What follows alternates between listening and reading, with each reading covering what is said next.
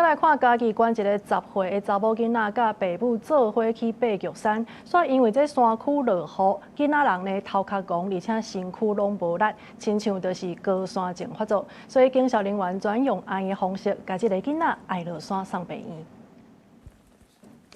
警消人員用輪流愛人的方式，將出現高山症症頭的10歲囡仔愛落山來送病院。這名10歲的查某囡仔，16甲爸母爬玉山的時陣，半路因為落雨氣溫降低，囡仔出現頭暈、身軀無力，親像高山症的狀況。警消人員接到報案了後，隨往當時山區落雨，也是連夜趕往山頂來救人。一名10歲女童頭痛、肢體無力、意識清楚，由本局搜救人員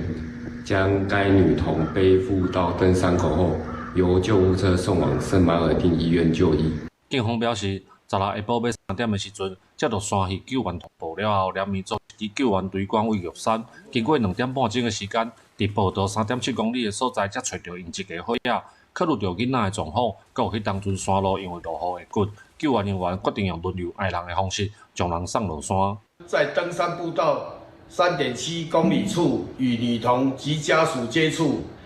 搜救隊伍以人力輪流背負方式，將女童安全送至玉山步道登山口。地界分局呼籲民眾帶囡仔來爬山，除了評估路線對因來講敢有好行以外，嘛要考慮到天氣的轉變對囡仔體能的負擔。若是過程當中有身體無爽快的狀況，攏要趕緊落山，避免發生意外。記者林慧婷，嘉義報道。